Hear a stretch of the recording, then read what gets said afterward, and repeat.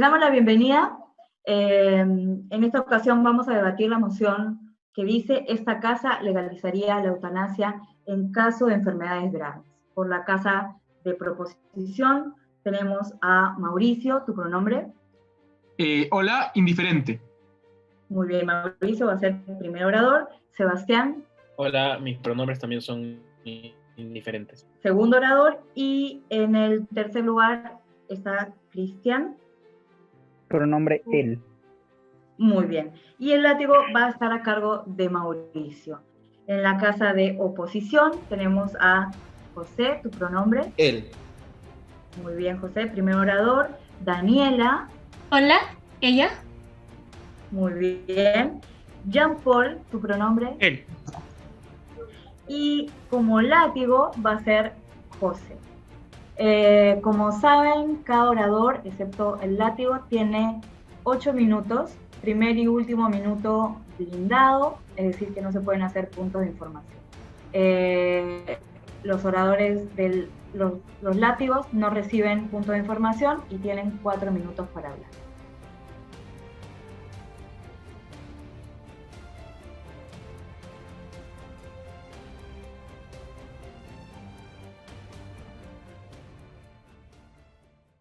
Lo que voy a hacer en este discurso, en mi rol de primer orador, va a ser primero definir lo importante, caracterizar cómo es el mundo actualmente y cómo hacer mejor con nuestra medida. Vamos a darles el modelo sobre el cual va a aplicarse esta eutanasia y luego vamos a traerles dos argumentos. El primero a nivel de principios y cómo esto es legítimo y moralmente válido, y el segundo a nivel de efectos prácticos y por qué da beneficios importantes. Voy además a responder preventivamente a cosas que podría traer la Cámara contraria. Luego, más adelante, mi compañero va a explicar un tercer argumento que también es importante. Vayamos con un punto importante. Creo que entendemos por enfermedades graves aquellas enfermedades que son o terminales o de todas maneras van a generar una degradación permanente en el estilo de vida de las personas. Esto directamente implica que probablemente estamos hablando de cáncer terminal, hablamos, por ejemplo, de enfermedades cerebrales complicadas, etc. Y estamos hablando que además generan un sufrimiento particularmente constante en el paciente. Tomen nota de ese punto. Ahora, creo que vamos a restringir ese tipo de medidas justamente a aquellas personas con enfermedades graves, como decíamos antes, pero en segundo lugar, para que se aplique la eutanasia, como generalmente pasa en países como Alemania, vamos a tener dos reservas importantes. En primer lugar, que va a ser la persona que va a tener que decirlo por voluntad expresa y que en muchos casos no va a ser ofrecida, sino más bien solamente va a ser válido cuando ella lo proponga, no al revés. Pero en segundo lugar, que también esto puede incluir el consentimiento expreso o validado anteriormente por sus familiares. Por ejemplo, si es que lo dijo anteriormente, si es que se conversó, etc. Creo que, como ya explicaba antes, existe una situación particular con estas enfermedades y ese sufrimiento constante al que se ven sometidas las personas. En segundo lugar, es un punto muy importante, hay un gasto considerable de dinero en medicamentos paliativos que sirven justamente solamente para reducir el dolor, pero no para salvar a estas personas. Tercer lugar, es un punto muy importante, el tema del sufrimiento constante y la incertidumbre. Yo como paciente no sé en qué momento voy a poder empeorar, no sé en qué momento mi familia va a poder ver mi estado digamos, totalmente arruinarse, no va a poder ver, por ejemplo, cuando pierda la memoria o no pierde el habla, por ejemplo, pero además tengo que vivir con la culpa tremenda de ser un gasto para mi familia en primer lugar, pero en segundo lugar para ver cómo mis seres queridos me ven morir de a pocos y sufren mientras yo sufro. Probablemente la familia no va a poder conversar este sufrimiento porque no quiero hablar en los últimos momentos con mi padre o mi hermano sobre el dolor que me causa verlo así, me lo voy a guardar, lo cual va a ser un sufrimiento aún mayor para estas personas. Vamos con un primer argumento que tiene que ver con la autonomía de las personas. Creo que hacer esta medida es ejercer en primer lugar el derecho a decidir sobre mi cuerpo.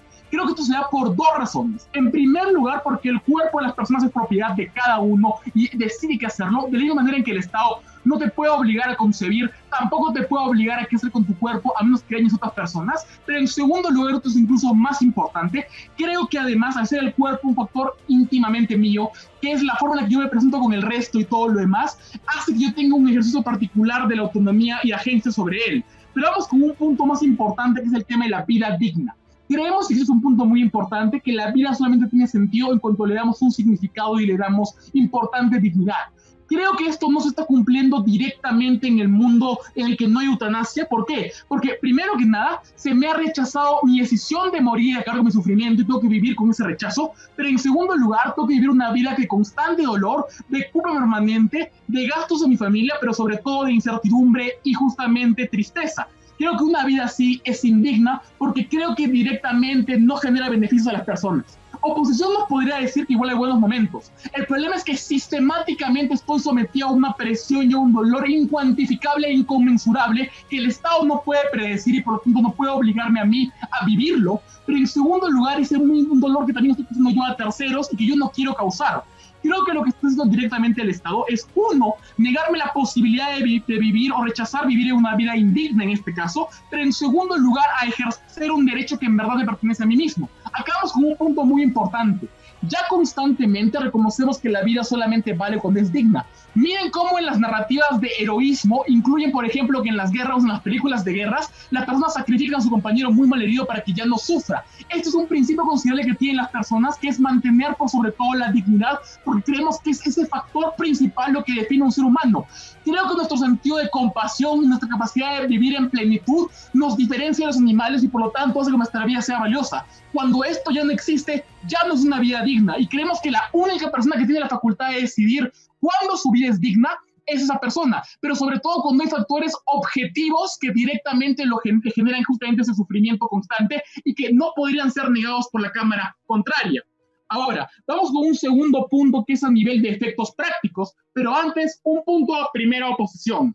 Mauricio, ya constantemente limitamos la libertad de las personas para hacer cosas cuando creemos que no están haciéndolo en su propio beneficio. ¿Por qué en este caso está justificado? Ok. Creo que el Estado lo que hace al restringirte, por ejemplo, es por dos razones. En primer lugar, la más importante, para que no le hagas daño a terceros, pero en segundo lugar, justamente para que puedas vivir en plenitud tu vida. ¿Por qué el Estado te dice que tienes que tener un cinturón de seguridad? Para que no te accidentes y no sufras. ¿Por qué el Estado te dice que no te drogues? Para que no valgas una vida terrible en la total drogadicción. Creo que bajo ese mismo principio de que el Estado quiere generar la plenitud de las personas, no puede decidir en cuándo el dolor de la persona es insuficiente como para que sufra o no sufra. Vamos con el segundo punto de efectos prácticos que es muy importante. Creo que aquí hay, como ya decía antes, una presión y una carga económica muy fuerte a las familias. ¿Por qué esto es particularmente malo? Por una capacidad de endeudamiento grandísima. ¿Qué es lo que sucede? Que cuando yo tengo que gastar constantemente en paliativos y cuando la persona ya no puede aportar y probablemente esta persona aportaba para la economía familiar, lo que voy a tener es un mundo de mayores deudas. La frustración de la familia es que está gastando mucho dinero por algo que eventualmente no va a funcionar, pero mientras más dinero invierto y mientras más recursos invierto, más se degrada la persona. Esto lo que hace finalmente es romper la relación familiar, porque como ya decía antes, hay una frustración que no se dice, pero en segundo lugar, esto es una sobrecarga aún más para un paciente que ya está pasando por una situación terrible. Pero ahora vamos con una mitigación muy importante, y es que hay un punto importante sobre el consentimiento. Creo que el consentimiento es solamente restringido cuando no hay una facultad expresa y sobre todo consensuada de la persona y sobre todo con este punto racionalizada. Aceptamos que la persona va a tener una presión emocional fuerte, pero creemos que la decisión de la eutanasia no se toma de un día para el otro. Creo que la decisión para yo sacrificar mi vida, que es lo más importante que yo tengo, se somete, uno, a una discusión con los familiares, dos, a un análisis costo-beneficio que incluye lo económico y sobre todo lo emocional, y creo que es el factor más importante de considerar, y tres, directamente está relacionado a cómo yo analizo mi costo-beneficio.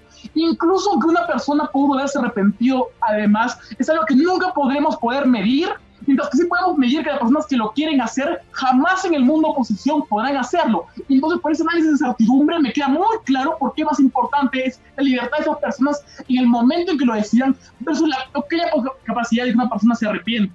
Y ahora que viene un punto final. Creo que todo esto me define que las personas justamente tienen esa capacidad de decisión, incluso con depresión emocional. Dejamos que las personas con trastorno de bipolaridad, depresión o ansiedad extrema igual sean ejecutores de su propio destino, que igual decidan sobre su vida y sobre lo que quieren hacer. Creo que directamente el Estado tiene que respetar entonces esas líneas importantes que es la autonomía de las personas cuando tienen la capacidad y la agencia para hacerlo. Ya demostramos por qué lo tienen. ¿Qué hemos probado en este debate, jueces? Uno, porque esto es un sufrimiento que no debemos tener y que el Estado no puede medir ni suponer. Segundo, porque hay un principio fundamental de dignidad y de autonomía, porque esto genera beneficios tanto para la familia, que ahora puede estar comparativamente mejor a nivel económico y material, y sobre todo para el enfermo que tiene su derecho a morir en paz. Muchas gracias.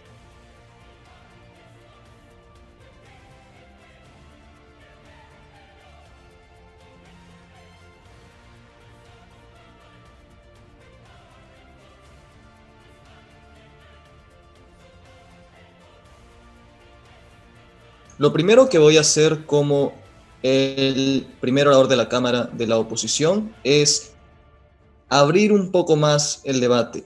Le concedo a la casa de la proposición que en la gran mayoría de situaciones estamos hablando de personas con enfermedades que son muy difíciles de curar y que estén en una situación muy grave. Sin embargo, creo que tenemos que hablar de la posibilidad de gente que puede recuperarse. Es muy improbable, pero creo que tenemos que hablar de la posibilidad. También creo que tenemos que hablar de la posibilidad acerca de personas que están en una situación que podría mejorarse en el largo plazo. Concedo que esto es muy marginal y que estamos hablando de muy pequeños casos, pero creo que no tenemos que cerrar el debate a esas situaciones. Lo que voy a hacer ahora es explicar refutaciones directas para luego construir nuestras argumentaciones. Las refutaciones directas van a 3 puntos: sobre el consentimiento, sobre la vida digna y sobre el gasto innecesario de dinero. Primero vamos sobre el tema del consentimiento. La Cámara de Proposición propone que esta decisión es sujeta a un análisis y un costo-beneficio exhaustivo, porque obviamente no es una decisión fácil. Creo que este punto es bastante contradictorio con la propia explicación que ellos tienen con respecto a una persona está sufriendo mucho y está con una vida que no es digna en sus propios términos. Creo que esa es una buena explicación que me da a entender por qué esta persona está sometida bajo una presión tan grande que probablemente la decisión sea impulsiva, probablemente la persona esté cansada. Probablemente la persona ha sido llevada a un hartazgo y un extremo en el que no va a someterse a un análisis costo-beneficio como propone el gobierno. Para someterte a un análisis del costo-beneficio como proponen, creo que lo que tiene que suceder es que tengo que tener el tiempo y tengo que tener la calma para pensarme mis opciones. Creo que una persona que está en una situación de enfermedad terminal o que está en una situación de una enfermedad muy grave no tiene esa característica justamente porque su sufrimiento termina sesgando su consentimiento. El segundo punto es sobre la vida digna. Creo que nos traen buenos ejemplos de cómo en ciertas situaciones hay manifestaciones culturales que nos muestran cómo es que se aprecia que la vida no tiene valor hasta que hagamos alguna acción que la llene enteramente de sentido. Creo que esto tiene sentido en algunas manifestaciones culturales, pero creo que lo que termina mandando, sobre todo en términos legales y en términos de cómo los estados legislan, es que la vida sí tiene un valor intrínseco indistintamente de cómo ésta esté vivida. Creo que este es el motivo, por ejemplo, por el que la mayoría de países del mundo no tiene legalizada la pena de muerte. Este es el motivo por el que la mayoría de países del mundo no tortura a las personas que son, por ejemplo, criminales, y este justamente es un buen motivo para pensar que la vida es digna en sí misma y sobre todo que los políticos, como ya justamente constantemente han tomado medidas que responden a la vida es intrínsecamente valiosa indistintamente de cómo sea vivida, creo que es un buen motivo para pensar que deberían seguir legislando de esa manera. Finalmente, sobre el gasto del dinero. Creo que ese punto no es muy comparativo, porque lo que nosotros les decimos es que si hay que gastar dinero para salvarle la vida a una persona, entonces el dinero se gasta. Si una familia está tan dispuesta a gastar ese dinero, probablemente es porque puede hacerlo. Y si no puede hacerlo, nosotros creemos que la vida sigue siendo más valiosa que un poco de dinero o que mucho dinero, así que creemos que ese punto del gobierno no es comparativo. Antes del material argumentativo, un punto a proposición. Jueces, noten cómo en su análisis ignoran justamente que la única persona capaz de decidir si la vida es valiosa o no es el propio individuo y sobre todo en factores objetivos como es el sufrimiento, algo que el Estado no puede calcular y que no puede decidir por sobre uno mismo, que es el que lo está sintiendo. Ok, para eso vamos a hacer 2 análisis. Primero, el consentimiento a nivel del paciente y luego el consentimiento a nivel del médico, que es un actor que aún no ha sido tocado en el debate. Después, mi segundo oradora va a hablar con respecto a cómo esto es un incentivo perverso por la forma en la cual los recursos se destinan, de los recursos se destinan y cómo esto justo hace que ahora podamos, en términos políticos y en términos pragmáticos, deshacernos de las personas si es que tenemos la opción. Vamos con el tema del consentimiento. Creo que el tema está que el paciente tiene una decisión en la cual está sesgada. Creo que, por ejemplo, constantemente evitamos que las personas, cuando creemos que no están tomando decisiones en el mejor de sus intereses, tomen acciones que terminan llevando a consecuencias graves. Creo que estamos hablando en este caso de la consecuencia más grave posible. Estamos hablando de algo que te lleva a la muerte, y la muerte, como todos saben, es algo completamente irreversible. Si una persona termina tomando la decisión de apelar a la eutanasia y por lo tanto quitarse la vida de manera asistida, estamos hablando de una decisión que no se puede revertir. no hay consecuencia más grave que la muerte, y por lo tanto creemos que el caso de la proposición tiene que ser mucho más cuidadoso con respecto a decirnos que este consentimiento puede estar sesgado. Creo que ellos lo van a aceptar parcialmente, pero tienen que explicarnos claramente por qué debemos asumir un riesgo para una consecuencia que es absolutamente incambiable, irreversible. Creo que en nuestro lado de la Cámara ya tenemos una buena explicación de cómo esta persona no se encuentra en el mejor de sus situaciones, no se encuentra en el completo uso de sus sentidos y no se encuentra en un análisis de sus propios intereses justamente por la presión que tiene para decidir por sí misma. Creo que en ese caso no está válido el consentimiento de esta persona. Segundo punto, el punto de los médicos. Creo que es importante hablar acerca de cómo esta ley obliga a forzar a los médicos a tener que entregarle y ofrecer el servicio de asistencia para la muerte. ¿Por qué? Porque básicamente si tú eres el médico de cierta persona, la ley dice que esta persona ha apelado a la eutanasia y hay que ofrecerle la eutanasia. Creo que los médicos en su gran mayoría no van a querer hacerlo por dos motivos principales. Primero, han gastado una cantidad enorme de tiempo en prepararse para salvar vidas de personas, no para terminar con las vidas de las personas. Una carrera médica dura como mínimo 10 años. Creo que estamos hablando de gente que ha dedicado toda su vida al esfuerzo a mejorar la situación de la vida de las personas. Creo que estamos hablando de gente que no tiene la intención de terminar con la vida de las personas. Creo que hablamos de los médicos que en la mayoría de los casos, incluso sin que la gente se lo pida, tratan de salvarlos porque es su vocación. Creo que los médicos incluso hacen un juramento hipocrático que les prohíbe cosas explícitas como eliminar al paciente, sino que tienen que eliminar a la enfermedad. Creo que entonces queda claro por qué estamos rompiendo el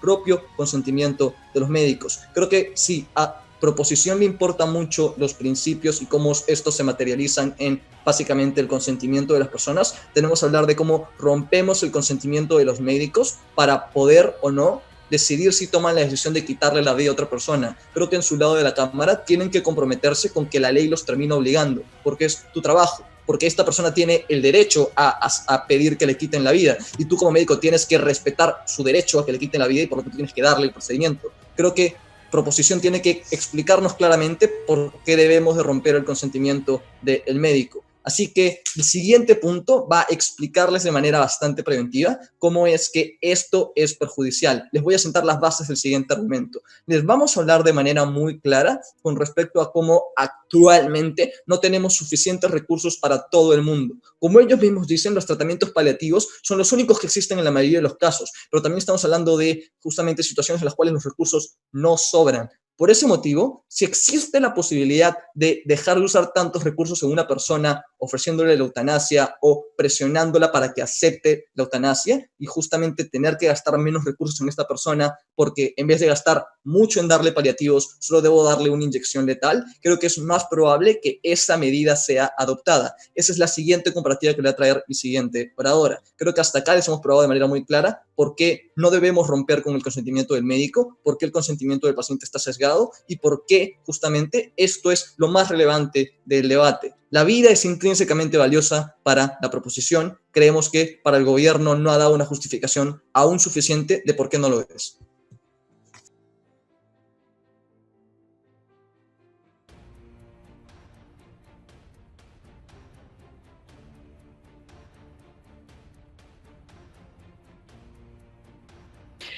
Panel, mi discurso va a tener tres partes. La primera va a ser refutar las ciertas refutaciones que nos trae el orador de la contraparte y demostrarles cómo es que nuestro caso sigue en pie. La segunda, probarles cómo es que cada uno de sus argumentos de manera comparativa no supera los argumentos que ha dado Mauricio, y voy a explicar por qué es que no son justos, no son legítimos y no los ha terminado de probar bien. Espero que después se termine de completar un poco el caso.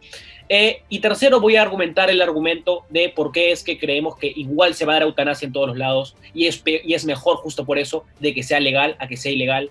Vamos a ciertos puntos relevantes, ¿ok? La primera refutación que me dice es que hay ciertos casos donde la gente se puede curar.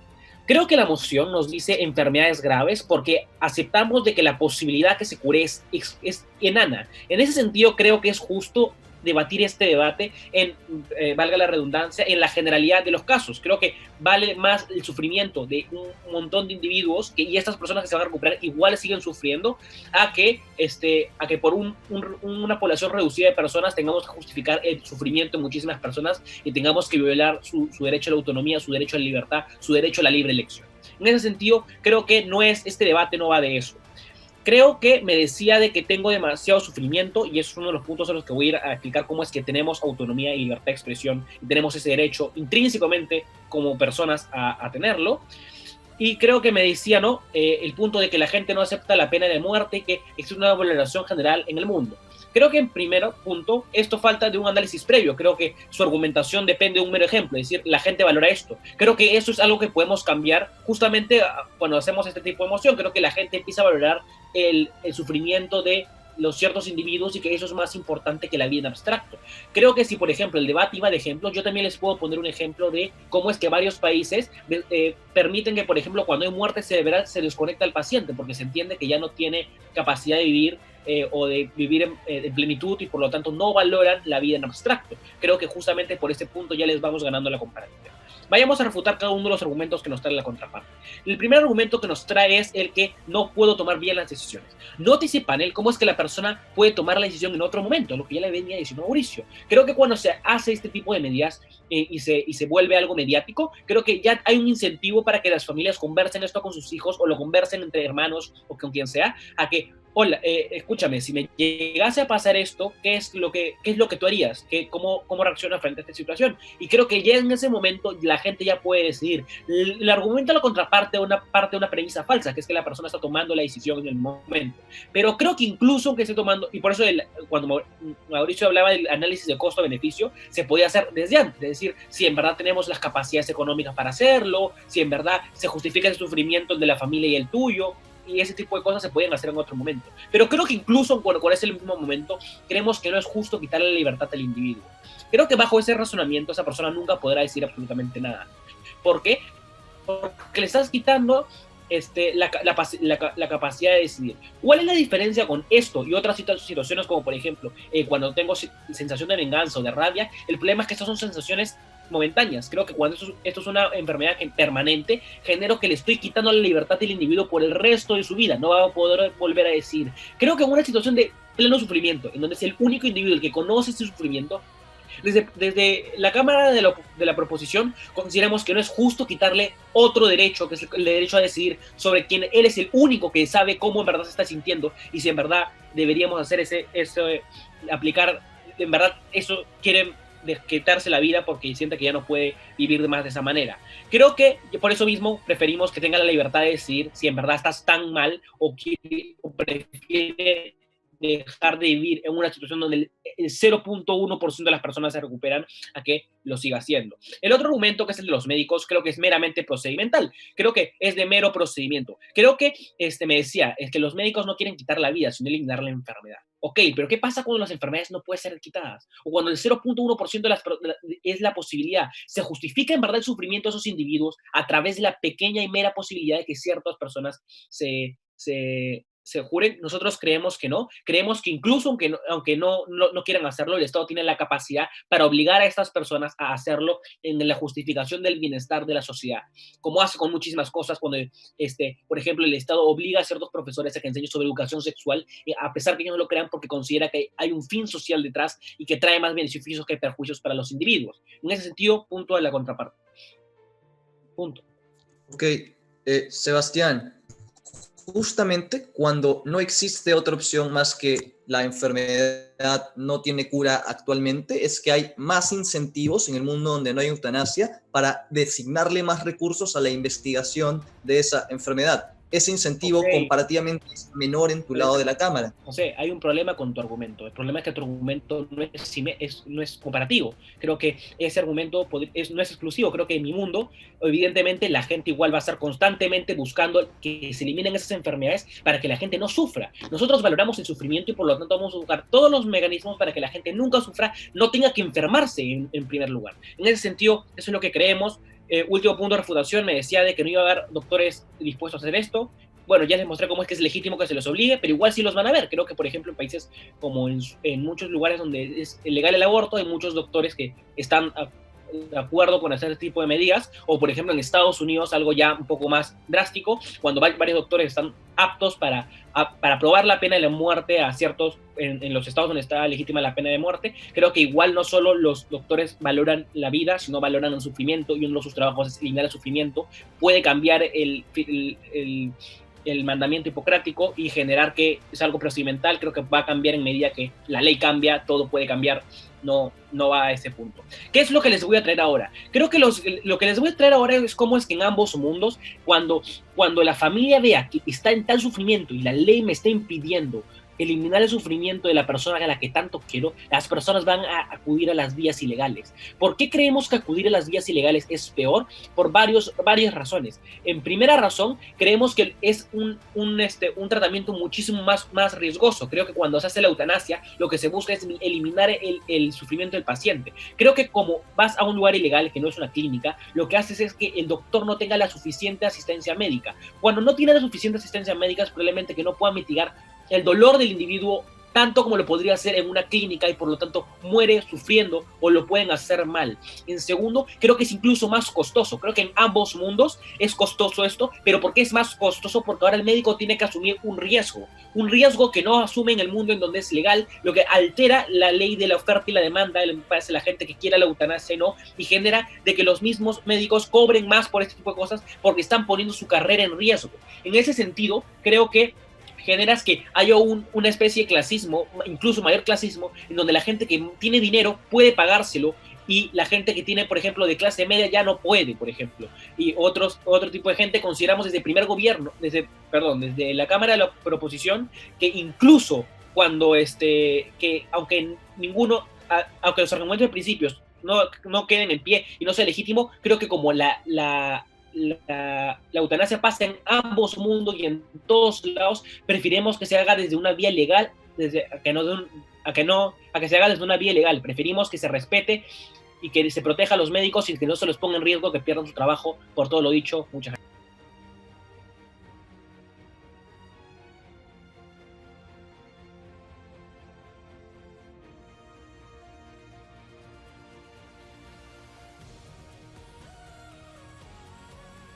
Hola, soy la segunda oradora de la clase de oposición y en esta oportunidad voy a defender de que se debería legalizar la eutanasia. No se debería legalizar la eutanasia en caso de enfermedad grave. Antes de empezar con la argumentación de mi cámara, voy a empezar a refutar algunos puntos dados por proposición. Primero, nos mencionan el caso del contexto cultural en el cual se va a aceptar la eutanasia como una parte más, por ejemplo, no en el ejemplo del heroísmo. Creo de que este punto ya lo había respondido mi primer orador, pero aún así lo voy a tomar con la generalidad de los casos. Es decir, creemos de que se acepta los casos de heroísmo, el caso de sacrificio en guerras, por ejemplo, porque los héroes mueren haciendo un acto bueno.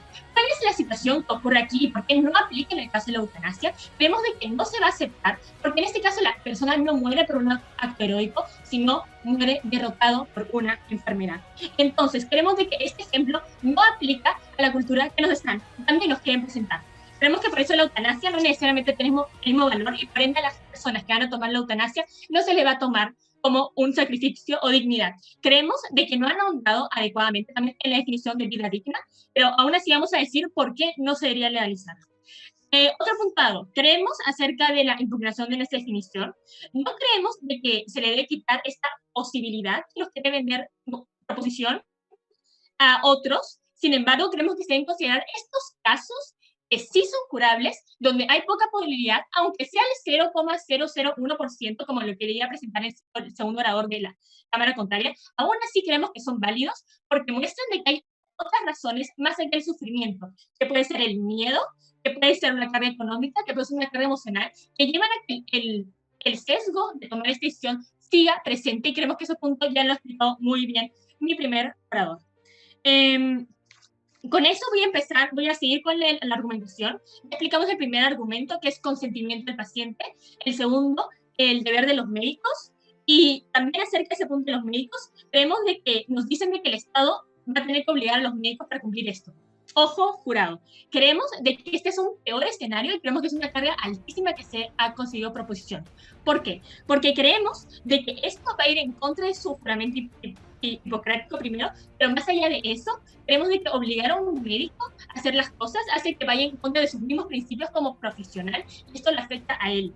Entonces, con eso voy a empezar voy a seguir con la argumentación, que es el tercer argumento que se llama derrota política.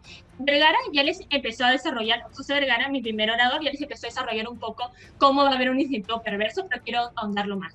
Creemos de que se debe entender que la eutanasia va a ser un camino más sencillo y más económico para el Estado. ¿Por qué?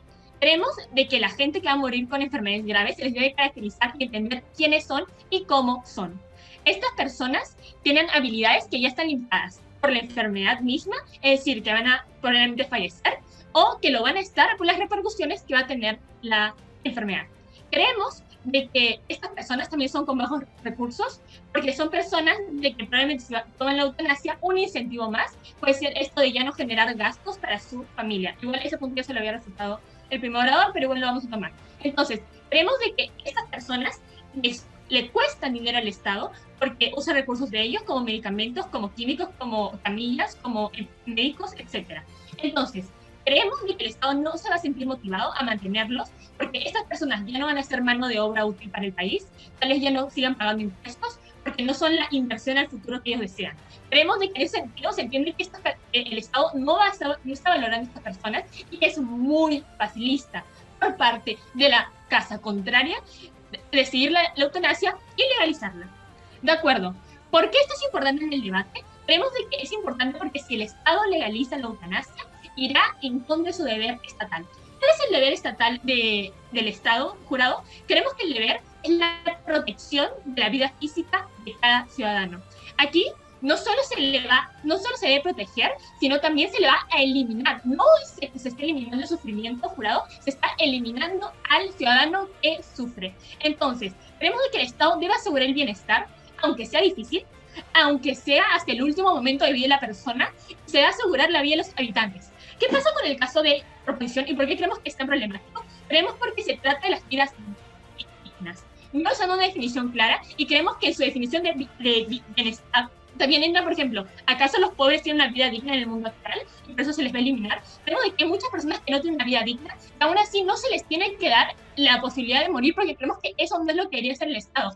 Ojo, nos venden de que esto es una libertad de las personas, creemos que no están libres porque hay un sesgo, creemos que no son libres porque están atados a su contexto y creemos que no son libres por todo eso y el Estado aún así, por esa libertad mínima que no es libertad, el Estado aún así debe priorizar a ellos y velar por su bienestar. Punto a proposición.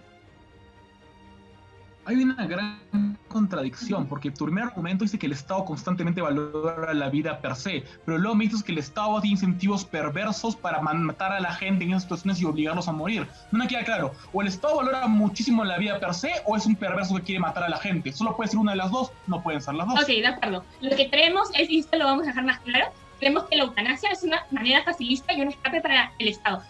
El Estado debería proteger al ciudadano siempre y por eso se debería no legalizar la eutanasia. Ahora sí voy a seguir con los casos. Creemos de que, por ejemplo, se nota de que el Estado es responsable de estas muertes cuando se aplica la eutanasia. Por ejemplo, en Holanda, el 4% de las muertes totales del país son debido a la eutanasia a partir de que se la legalizó a principios del siglo XXI. Entonces tenemos que entender que el Estado se vuelve responsable y tenemos que entender cómo esta responsabilidad va a terminar impactando. ¿Qué pasa? Cuando no se legaliza la eutanasia, la muerte no se ve como una solución a esas enfermedades incurables. Tenemos que traer dos beneficios. Primero, el Estado va a seguir buscando una cura a estas enfermedades incurables. Aún así, las enfermedades, cuando se dicen que son incurables, van a seguir manteniéndose incurables si empieza a morir la gente por la que se puede investigar la enfermedad, por la que se siente un incentivo de seguir desarrollando la medicina para curarlas. Entonces, creemos de que si las personas con una enfermedad incurable siguen vivas, se ve que siguen luchando por su vida, no se les da la posibilidad de eutanasia, sigue siendo una posible motivación para los médicos y para la ciencia de seguir estudiándolas. Y no se les dice como, bueno, esta enfermedad es incurable, chao. Porque eso afecta no solo a las personas del presente, sino también a las personas del futuro que van a sufrir esta enfermedad incurable y cuya única solución va a parecer la muerte, cuando creemos que no es así. Creemos de que también, cuando no hay eutanasia, creemos que el Estado también se ve obligado a mejorar sus servicios, abastecimiento de camillas, número de médicos adecuados, estudios científicos y recursos médicos para todos. Creemos que se siguen buscando tratamientos, creemos que estos impactos son como mucho más importantes, creemos de que se sigue buscando una mejor cura, se sigue buscando el bienestar de las personas, se sigue tomando en cuenta cada uno sin considerar una vida digna o no. Creemos de que el Estado le deberían importar las vidas de todos, más allá del contexto de la situación de enfermedad, todo lo que tengas, aún así al Estado debería tener una responsabilidad de ti. Entonces, por todo esto creemos de que la definición debería ser incluir otras cosas, porque no solo ese sufrimiento, son muchos otros incentivos más que tienen las personas. Creemos de que hay un consentimiento del paciente que está sesgado, que no existe, que no es como lo presentan. Creemos de que incluso para la población no va a ser así, la persona está siendo derrotada, ella misma está viendo está siendo el médico derrotado también por el sistema, porque ahora se le va a obligar y se le va a ir en contra de su juramento hipocrático, y creemos que hay una derrota hacia el Estado porque están diciendo, yo no puedo con esas personas, yo no las puedo cuidar, yo no las puedo curar, yo no las puedo salvar, y por ende se le legaliza la eutanasia. Por eso y todo lo dicho, muy orgullosa de oponerme y no legalizar la eutanasia.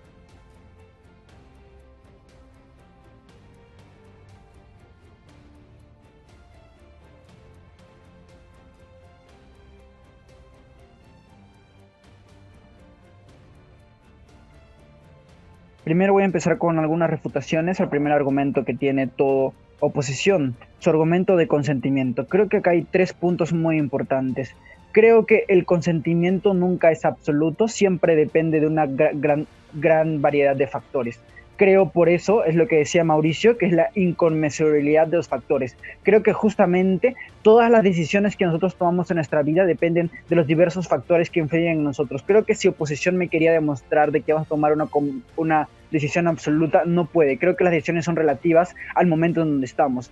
Creo que esto va al lado de otra cosa. Creo que cuando el contexto determina nuestras acciones, a veces tiende a ser mucho mejor. ¿Por qué? Porque justamente es ese contexto el cual te dice, mira, estos son los costos que tienes que asumir, que es que tal vez vas a terminar endeudado, que tal vez hay una carga emocional en tu familia, etcétera. Creo que justamente ese contexto es el que te determina decirte, mira, hay un análisis de costo-beneficio para yo tomar una decisión. Creo que ese contexto es sumamente importante para yo tomar una mejor decisión. Creo que hay un segundo punto. Creo que justamente las decisiones como son tan fuertes como es el de morir, creo que son decisiones que se toman a muy largo tiempo. Me explico, creo que la decisión de justamente de yo matarme o suicidarme, creo que es una decisión que se toma con largos tiempos. ¿Por qué? Porque justamente estás afectando tu vida, algo que justamente es muy preciado para ti, como dice oposición. ¿Cuál es el punto acá? Creo que estas decisiones, como son tan fuertes de tomar, tú necesitas muchas veces tomarla en largo tiempo. Creo que la frustración o la amargura interna son sentimientos volátiles, como decía mi segundo orador, justamente sentimientos que se van a ir. Creo que cuando yo tomo decisión en una semana, en un mes, creo que esos sentimientos y emociones van a irse en ciertos momentos. Creo que en esos momentos de lucidez, creo que es donde puedo tomar mejores decisiones. Creo que cuando las decisiones son de mayor tiempo, no solamente influyen las emociones, sino factores racionales para yo tomar mi decisión, creo que es sumamente importante. Pero hay un tercer punto de refutación. Creo que hay un gran contrapeso. Creo que si justamente en el lado de oposición me dicen, estamos coaccionados económicamente, estamos coaccionados emocionalmente, creo que hay un gran contrapeso para tomar una decisión, que es la valoración que yo doy a la vida. Me explico, oposición dice que la vida es muy preciada para las personas, los aceptamos, lo que nosotros decimos es que la dignidad es más preciada, pero bajo la misma lógica que nos dice matarme o afectar mi vida, o justamente dejarme coaccionar por lo económico o por lo psicológico. Creo que hay un gran contrapeso para yo tomar mi decisión. Creo que una decisión cuando hay contrapeso para algo lado es la mejor decisión. Creo que es un punto muy fuerte. Segundo, no dice los principios de los médicos. Creo que los médicos tienen un principio más importante, que es el respetar de la vida. Creo que los médicos, tienen el principio de respetar la autonomía de sus pacientes. Creo que el médico que no respeta la autonomía de sus pacientes es un médico que justamente no está respetando los principios más importantes. Por eso es que actualmente los médicos preguntan a sus pacientes si se quieren hacer una operación u otra, porque justamente tienen que respetar el principio de su autonomía. Segundo, Creo que siempre el doctor tiene que estar al servicio del paciente. Creo que actualmente cuando estamos en estado vegetal, siempre lo que prima es la decisión de los familiares o del paciente que ha tomado antes de estar en ese estado, por encima de la decisión que él quiera. Justamente bajo esta lógica de que siempre el doctor va a estar al servicio del paciente, no es que el doctor tiene que prevalecer sus principios por encima del principio de los pacientes. Creo que es algo que no es fáctico. Tercero, dice que hay un sentido perverso. Creo que justamente para que el Estado tenga desincentivos para invertir en salud, creo que grandes grupos de personas tienen que suicidarse, o bueno, grandes grupos de personas tienen que solicitar. Creo que mientras no se den estos grandes grupos de personas, es imposible que el Estado tenga desincentivos para invertir en salud. Creo que justamente oposición nunca nos ha mostrado ese mecanismo. Creo que un segundo punto es la contradicción que decía Mauricio. ¿Es un Estado que protege la vida o es un Estado que quiere que sus ciudadanos mueran? Creo que es algo que oposición nunca nos ha aclarado. Pero vamos a reforzar algunos argumentos, pero antes dime, Vergara. De acuerdo, yo voy a decir el punto. Entonces, si aceptan el contexto, está bien. Todo el argumento de autonomía que presentó su primer orador no va a ocurrir en su mundo porque va a seguir con otras influencias. No estoy diciendo que el contexto está bien, sino que determina las decisiones con el tiempo. ¿Qué quería mostrar con esa refutación? Quería mostrar que las decisiones nunca son absolutas, sino son relativas al contexto en el que damos. Creo que es algo sumamente importante, pero vamos a comparar nuestros argumentos. ¿Por qué el primer argumento de la autonomía es muy importante? Creo que la Constitución peruana reconoce en su artículo 1 que lo más importante que debe proteger el Estado es la dignidad. Creo que entendiendo eso, es por eso que decimos que es tan importante este argumento. ¿Por qué? Porque justamente va por la misma lógica que te decía en primer orador. Nosotros damos el significado a nuestra vida, nosotros le damos un valor a nuestra vida. Creo que por eso el Estado reconoce que la dignidad es lo más valioso que tiene que proteger él mismo. ¿Por qué? Porque justamente entendemos de que en un mundo donde no somos libres, en un mundo donde no somos autónomos, es un mundo sumamente malo, que es el mundo de oposición. Creo que mi mundo es sumamente bueno porque respetamos los principios que protege el Estado en su Constitución. Creo que la mayoría de los estados protegen el mismo. Creo que en un segundo punto es el punto de los grandes factores económicos y psicológicos.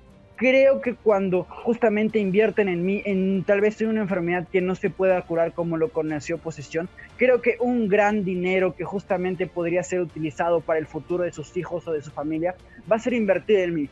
Creo que justamente ese trae dos puntos de choque. Creo que en mí mismo de yo sentirme una carga económica y en mi familia de justamente de tener que invertir en mí sabiendo de que si yo no voy a vivir o voy a vivir. Creo que es un mundo sumamente importante ese, porque entendemos algo, que justamente ese peso económico no lo podemos aliviar. Creo que en mi mundo sí se puede o te dan la decisión de aliviar ese peso económico. Creo que también te dan la decisión de aliviar ese peso psicológico porque tú ya no te sientes una carga,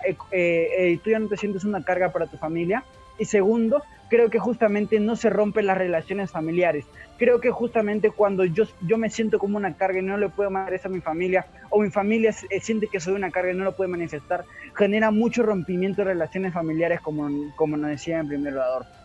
Creo que en un tercer argumento, lo que no entendían es que justamente en ambos mundos van a haber personas que tal vez quieran hacer la eutanasia.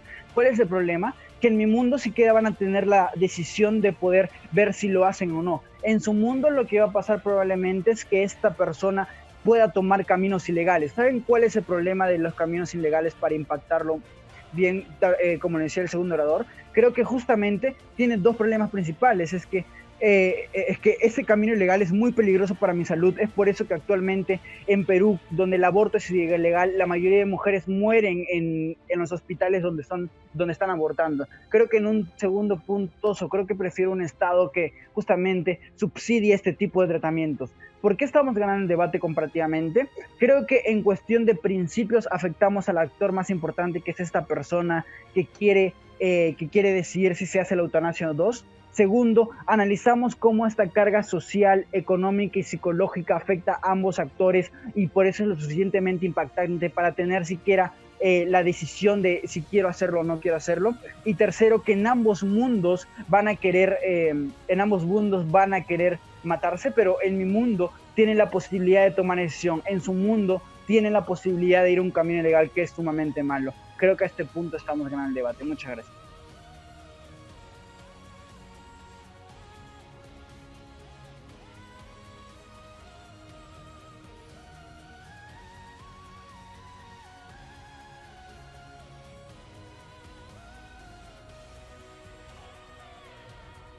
Bien, vamos a comenzar este debate partiendo de dos puntos principales. El primer punto, vamos a entender en cómo esto genera una serie de perjuicios, sobre todo en el tema de la investigación, porque es un pacto muy importante, sobre todo si se legaliza la eutanasia. Y un segundo, un punto muy importante es refutar todo lo que nos ha dicho la Cámara contraria. Y después las comparativas en qué mundo funciona mejor, si se legaliza o no se legaliza. Vamos a empezar con el punto de las refutaciones, de abajo hacia arriba. Vamos a empezar con el tema de los médicos, ¿verdad? Porque es un tema que ha salido a lo largo del debate.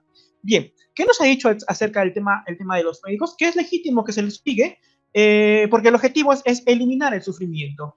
Hay ciertos hospitales en Estados Unidos que incluso se conlleva que los médicos eliminen el sufrimiento incluso a pesar de la vida. Hay que tomar en consideración, señores panelistas o señores jueces, es que si bien es cierto el médico, una de sus funciones es eliminar el sufrimiento, pero se elimina el sufrimiento con un solo objetivo, es de no eliminar la vida. Si no se elimina la vida, estaríamos con otro principio fundamental que es parte del médico. Y otro punto importante es que si nosotros vamos a legitimar la eutanasia, vamos a encontrar un choque de principios. Un principio político en el cual vamos a decir, estás obligado a hacer eutanasia a las personas que están en grave enfermedad, y otro principio del médico en el cual estás diciendo, un principio médico, bajo su juramento hipocrático, de que no, lo más importante es la vida de las personas y no asesinarlas.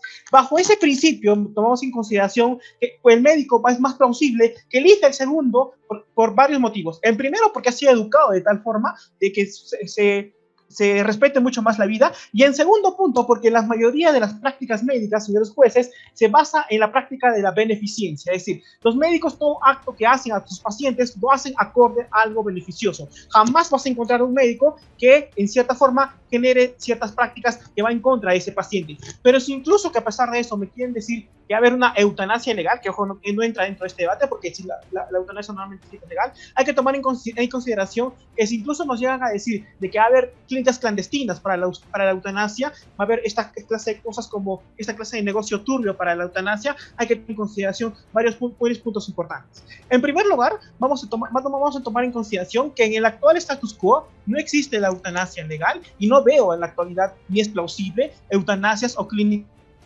clandestinas en las cuales es poco plausible que esto suceda. Es más, si es que nosotros lo legalizamos, es mucho más plausible que suceda por el simple hecho de que como ya está legalizado, se convierta esto en un negocio o muchas clínicas que puedan legalizar la eutanasia. Pero sobre todo esto es que incluso socialmente no va a ser aceptable. ¿Y por qué no va a ser socialmente inaceptable, señor juez, bajo ese punto de la eutanasia? Por el simple hecho, si las sociedades en la actualidad ni siquiera aceptan el aborto, que incluso ni siquiera se grafica el aborto como una especie de vida, eliminando una vida, mucho menos se va a poder la sociedad lo va a aceptar si nosotros vamos a intentar eliminar una vida mucho más allá del sufrimiento. Entonces creo que eso ha dejado bien claro. Segundo punto de refutación es el tema de las prácticas y los beneficios. Bien, nos ha dicho que las familias tienen gastos paliativos, tienen muchas deudas, se rompen relaciones con las familias. Consideramos que este costo en cierta forma no se sobrepone a lo que hace la familia, porque la familia en cierto punto no lo hace por un tema de obligación para el paciente que está internado con una enfermedad grave, sino lo hace con una lucha junto al paciente para poder lograrlo. Es decir, yo gasto este dinero porque quiero hacerlo, porque en cierta forma quiero tener la posibilidad o la esperanza de que la persona en el cual enferma tengo la esperanza que a la larga puede vivir, porque hay casos que ya sean mínimos, hay mínimos casos de enfermedades graves en el cual sí se ha llevado la cura, y por esos casos mínimos es que la gente se conlleva esta esperanza. El tema de los gastos o de las deudas que se pueden generar, en cierta forma no es tan importante ni relevante dentro de este debate, porque la familia no lo hace precisamente porque quiere hacerlo, lo hace precisamente porque quiere, en cierta forma, familiar o paciente o ser querido que esté en el hospital. Bajo tercer punto es el tema de la autonomía, que en cierto punto consideramos que es el aspecto más importante, porque los otros no son tan relevantes. Este es el más importante, pero el tema de la autonomía se ve sesgado y se ve en cierta forma lacerado todo este argumento por el simple hecho de que nos ha dicho que la autonomía se va a basar en el consentimiento expreso del paciente. en el consentimiento expreso del paciente. Pero ¿qué sucede, señores jueces, si es que en realidad nosotros encontramos a este paciente que en cierta forma no tiene la capacidad de decisión normalmente que lo hace una persona sana? ¿A qué me refiero y a qué quiero llegar con esto, señores jueces? Es que normalmente una persona que tiene una enfermedad grave, ya tenemos cáncer terminal, por ejemplo, en el cáncer terminal, cuando el cáncer se expande y está en etapa de metástasis, es decir, el cáncer se ha extendido a todos lugares, se extiende hasta el cerebro. ¿Qué es lo que sucede con esto? Que la capacidad de decisión de la persona no solamente se ve desde un punto de vista impulsivo, como nosotros lo hemos probado, sino sobre todo se ve desde un punto de vista de desesperación y escape por tratar de esa persona alejarse del dolor, y lo único que se le genera, señores jueces, es tratar de cierta forma, esta autonomía no se ve totalmente racional. ¿A qué es lo que quiero llegar con esto? Que es mucho más plausible que al momento de que se le da la eutanasia pueda haber una especie de arrepentimiento. ¿Por qué una especie de arrepentimiento? Porque nosotros formamos que son actos impulsivos, y todo acto impulsivo a la larga se puede generar una especie de arrepentimiento. Entonces, hay que tomar en consideración que esto en realidad, que la autonomía de la persona no se da. Nosotros estaríamos de acuerdo, señores jueces, si es que esta autonomía, en la decisión de esta persona, la libertad de esta persona, en cierta forma, sea cuando esta persona tenga todas sus capacidades, o tenga en cierta forma todo libre albedrío, digamos, de manera mucho más idónea y correcta. Pero sin embargo, si nosotros añadamos el filtro, como los trastornos de depresión, como en cierta forma la ansiedad que pueda tener esa persona, que incluso no más allá de que no puedan ser medibles, es sumamente objetible pensar que esta persona pueda tomar un acto impulsivo, es objetible pensar que esta persona a la larga se pueda arrepentir, es objetible pensar que en cierta forma ni siquiera está funcionando bien su tema autónomo o su tema de libre albedrío. Y consideramos eso muy importante y relevante a este debate. ¿Y por qué en las comparativas nosotros vamos a ganar esto? Por el simple hecho de que nosotros hemos probado que el tema de la autonomía no funciona al 100% en personas que tienen enfermedades graves, pero sobre todo con el tema de los impactos, señores jueces. ¿Por qué es importante y relevante todo esto? Porque en el tema de los impactos, desde el punto de vista médico, señores jueces, desde el punto de vista médico, en las comparativas nosotros ganamos. ¿Por qué ganamos nosotros? Porque tenemos una persona con enfermedad grave, y esta persona con enfermedad grave se le da el escape de decir, bueno, tienes enfermedad grave, y a corto plazo, bueno, te doy la eutanasia y ya no existe mucho más y se elimina el sufrimiento. ¿Cuál es lo negativo esto es negativo a la larga? Es que en forma no hay un incentivo para los médicos para que puedan hacer una investigación para la cura con esta enfermedad. ¿Y por qué consideramos esto muy relevante y muy importante? Porque a lo largo de la historia, señores jueces, hemos considerado que las personas, es decir, los tratamientos con enfermedades, hemos tomado en consideración que la investigación con enfermedades han sido porque se le ha investigado a la persona enferma. Entonces, ¿qué es lo que sucede con esto? Que hay muchas enfermedades en las cuales no tienen tratamiento, hay muchas enfermedades enfermedades graves, que en cierta forma, como la leucemia, por ejemplo, que es el cáncer de la sangre, que en cierta forma su tratamiento es extremadamente largo y doloroso. Lo que conllevaría esto es una mejor investigación. Si yo concentro a la persona desde un punto de vista científico a decirlo a la larga, yo a esta persona lo voy a tratar, lo voy a investigar la enfermedad, puedo encontrar impactos positivos a larga muy importantes. Primero, al corto plazo podemos encontrar que una mejor investigación, y a la larga un posible mejor tratamiento para estas personas. Esta persona quizás pueda sufrir, pero a la larga muchas personas no van a poder sufrir, porque gracias a la investigación nosotros hemos logrado este impacto favorable a nuestro caso. Gracias.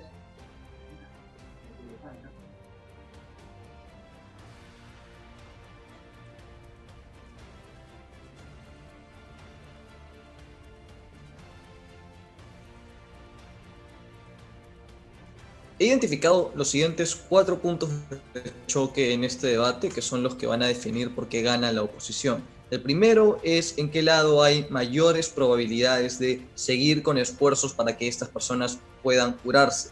El segundo es el tema del consentimiento de estas personas. El tercer punto es el tema de si esto genera o no un incentivo perverso a que estas personas se mueran. Y el 4 es si la vida es intrínsecamente valiosa. Vamos con el tema de la investigación.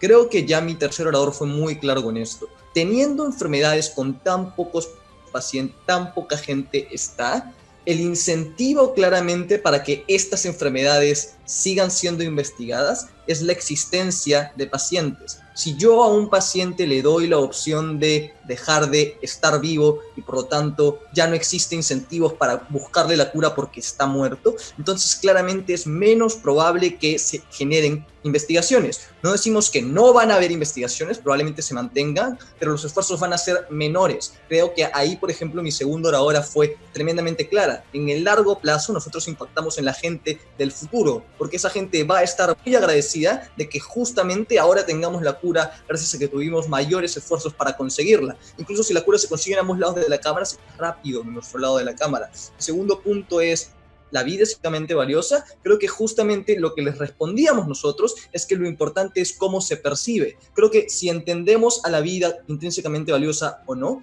incluso si termina ganando en la oposición este punto, lo importante y lo que nos conceden es que la vida es un riesgo, es irreversible, no puedes revivir. Creo que ahí justamente, tanto los impactos que traje yo en mi primer discurso, la segunda oradora y el tercer orador, creo que dejaba claro algo, y es, hay una probabilidad tremendamente pequeña de que la gente se recupere. Si ya nos compraron el argumento de que en algunas situaciones estas personas van a tener su decisión sesgada justamente porque tienen factores externos que constantemente los están presionando, tenemos motivos para pensar que al menos una persona, si es que no nos quieren comprar el impacto en varias personas, se va a arrepentir. Creo que el impacto irreversible de una sola muerte es tremendamente fuerte en este debate. Es algo que les dije desde el primer discurso y algo de lo que la proposición nunca se hizo cargo.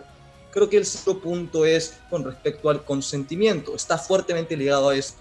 Creo que les probamos que si bien la gente constantemente tiene muchas cosas a evaluar, lo que les dijimos es: esta persona no va a evaluar. Su situación particular hace que actúe de manera impulsiva. Mi tercer orador y mi segundo orador fueron súper claros con respecto a esto. Lo que nos hace pensar es que la probabilidad de que esta persona se arrepienta es muy grande, siendo que en los dos escenarios que plantea el gobierno, tanto si dio su consentimiento previamente, probablemente es más probable que haya cambiado porque la situación era una distinta antes y es distinta ahora, pero incluso si da su consentimiento ahora, creemos que ese consentimiento está fuertemente sesgado por un sufrimiento. Y ahora, creo que ahí ya ganamos el debate, porque solamente tienen que quedarse con los dos impactos finales que les dimos. Uno, así solamente sea una persona, que probablemente sean muchas más las que se arrepienten y las que consigamos salvar por no darles la salida fácil de la eutanasia en nuestro lado de la cámara, ya es un impacto irreversible que nosotros ganamos. Y dos, los mayores esfuerzos que existen justamente para asignarle mayores recursos a la investigación y a los esfuerzos por curar a estas personas. Creemos que esos motivos son suficientes para explicar por qué no deberíamos de legalizar la eutanasia, porque más gente se salva en nuestro lado de la cámara, porque se hacen más esfuerzos para que se salve a la gente en nuestro lado de la cámara. Creemos que toda esta explicación es suficiente de por qué el mundo en el lado de la proposición es peor. Orgulloso de oponerme.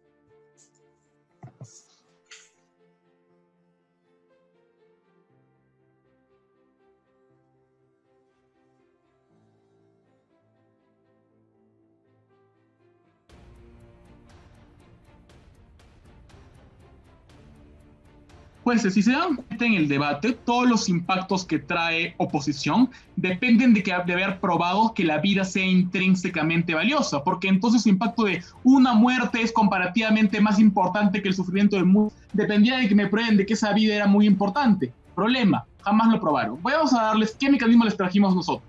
Les explicamos primero cómo hay una diferencia entre los seres humanos y otro tipo de seres, porque tenemos la capacidad de sentir compasión y sentir la vida con plenitud. Eso hace que la dignidad sea el factor diferenciador e inalienable. Jamás responden a ese primer punto. Segundo, explicamos cómo además el Estado, siempre que limita las libertades, es para que la persona no genere dolor a sí misma o a otros. En esta situación, literalmente está haciendo todo lo contrario. Jamás respondieron a ese punto también. Tercero, explicamos además cómo el Estado justamente lucha y no puede intuir cuánto dolor puede soportar una persona y no puede asumir esa carga por la persona que lo está sufriendo. Ojo que la única mecanización que nos dan para pensar que la vida es importante son dos ejemplos. Problema, ambos ejemplos sirven para nuestro caso. Justamente el Estado no permite las torturas porque es un sufrimiento, como quedaba claro. Segundo punto, creo que el punto de la pena de muerte es igual, justamente porque la persona muere sin dar su consentimiento. Noten cómo, sin haber explicado estos dos, lamentablemente además sus impactos no pierden, porque hemos explicado bajo varios mecanismos cómo la dignidad es mucho más importante que la vida de una sola persona. No hay explicación para decirme por qué la vida es intrínseca y los ejemplos directamente funcionan para nuestro lado de la cámara. Pero en segundo lugar, el tema del consentimiento. creo que explicamos cómo ya la gente bajo una presión constante, bajo incluso trastornos mentales, igual tiene la facultad de decidir.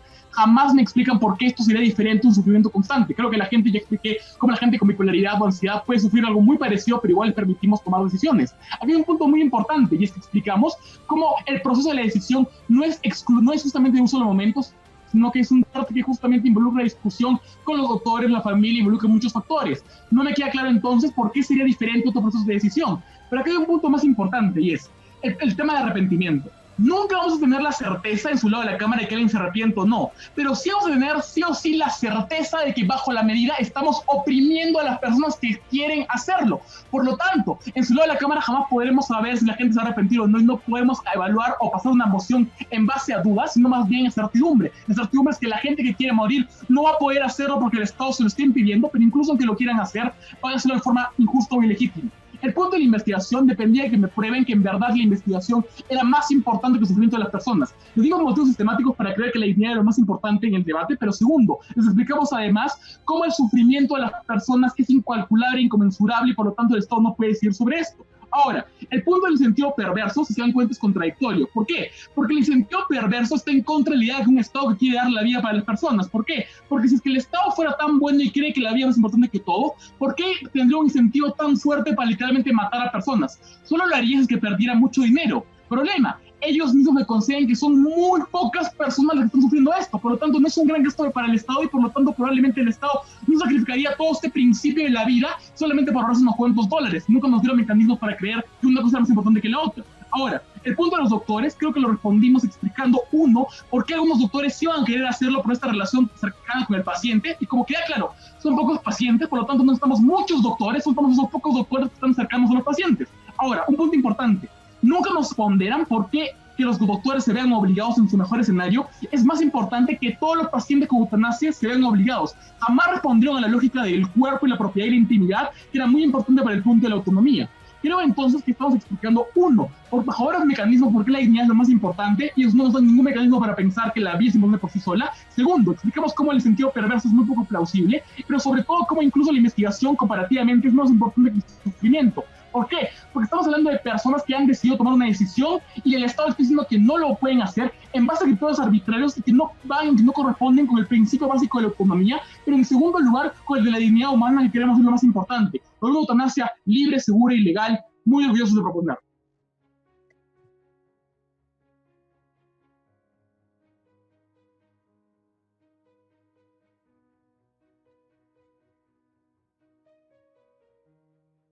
Mi nombre es Yerika Cigüeñas y me acompaña Dante León.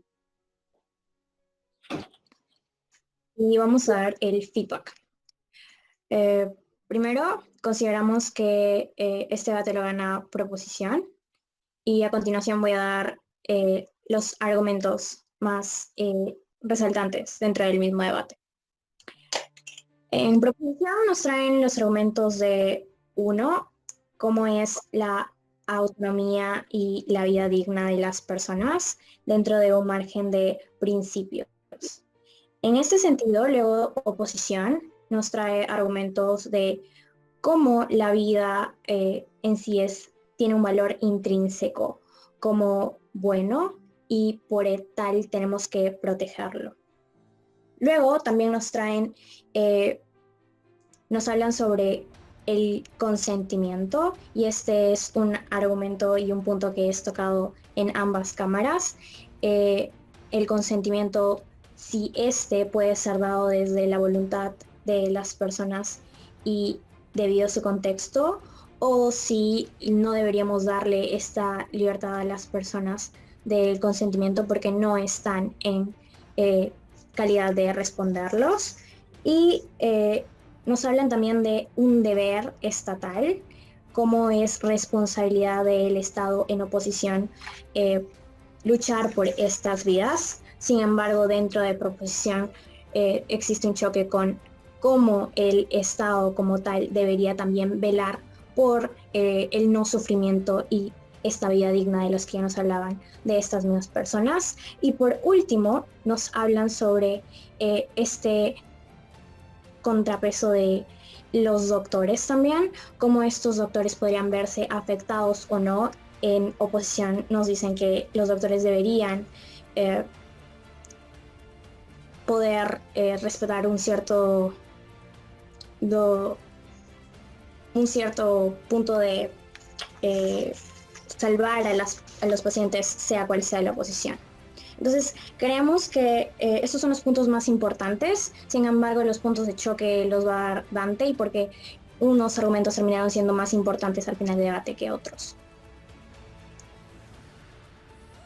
Bien, habiéndose hecho este breve resumen de los argumentos que se han suscitado a lo largo del debate, me toca a mí explicar cuáles han sido los puntos de choque y finalmente por qué proposición se lleva este debate, ¿no? Fue necesario entonces, como primer punto de choque, explicar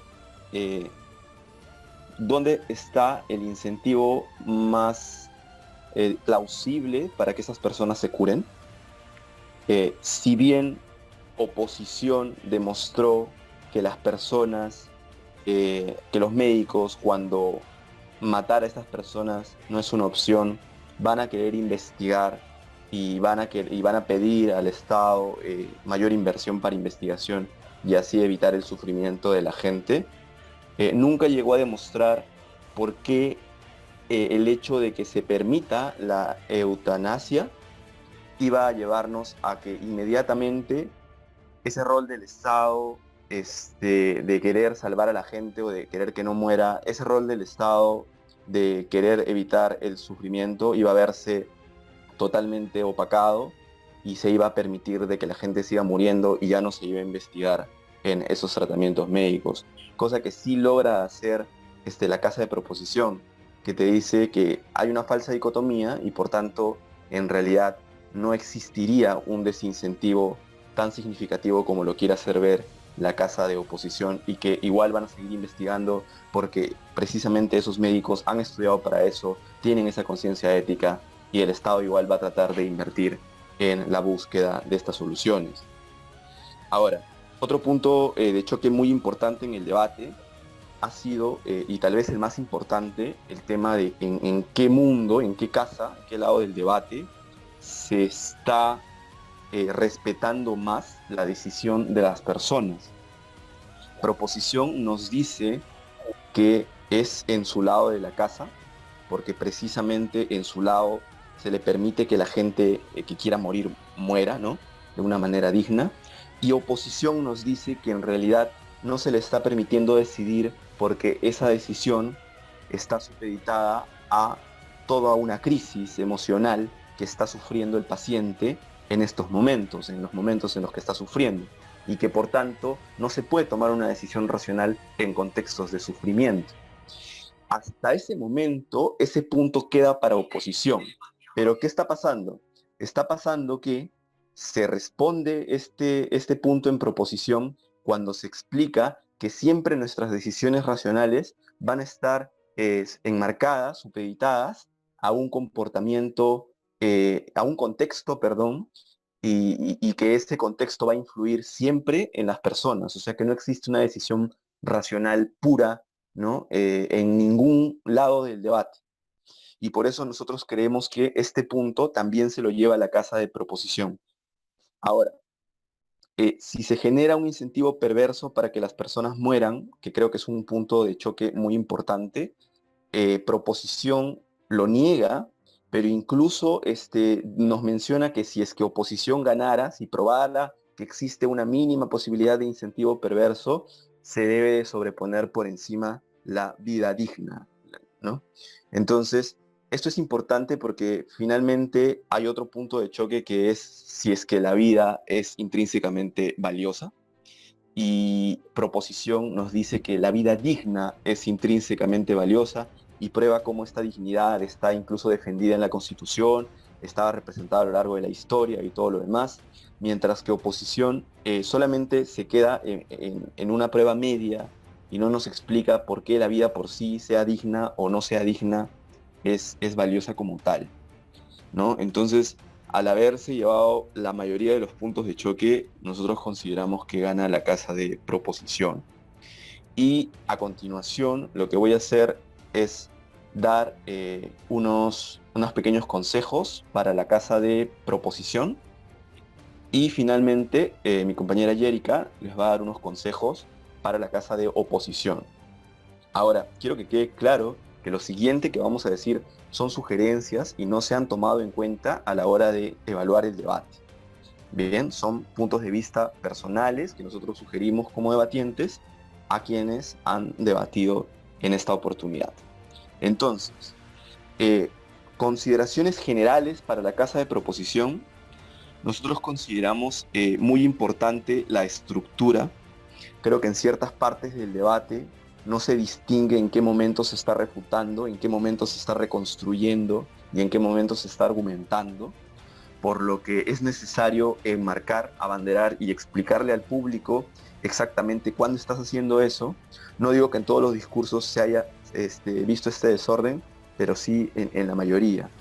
Ahora, es importante también, como otra sugerencia para la casa de proposición, el hecho de que cuando se responde a un punto de información, ¿no?, se pueda esclarecer al público, al jurado, cuando se ha terminado de responder este punto de información, para que no se piense que todo lo que continúa al punto de información es una respuesta solo al punto y eso puede generar conflictos a la hora de que los jueces puedan tomar notas, ¿no? Y en términos generales, por mi parte, yo puedo decir que el orden es necesario para que los jueces podamos entender las cosas de mejor manera, a pesar de que en rasgos generales este ha sido un debate bastante ordenado al promedio. Siempre hay cosas en las que se puede mejorar. Yerica.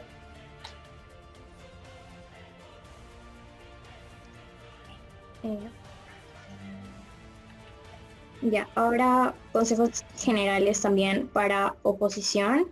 Creemos que en algunos puntos, como en la posición del médico, tal vez en este tipo de argumentos, no nos quedó tan claro cómo era tan relevante en el debate, cuando ya había respuestas de parte del gobierno de cómo se podría solucionar Sentimos que hubo una vuelta innecesaria en este punto, que podría haber sido usado para explicar tal vez un poco más sobre cómo el consentimiento o otros puntos más importantes que causaron más relevancia en el debate, como la dignidad, etcétera, pudieron haber sido aprovechados. Creemos que también faltaba un poco más de ponerse en el caso de proposición, tal vez, porque hablaban de este tipo de responsabilidad estatal y cómo tenían que verse desde su lado, pero tal vez verlo un poco más desde el lado de proposición podría haber ayudado a entender un poco más esa comparativa y tal vez ser un poco más fuertes en ese tipo de puntos de choque. Por lo general, bastante ordenados también, igual podría revisarse, pero sí, esos serían todos los consejos en general.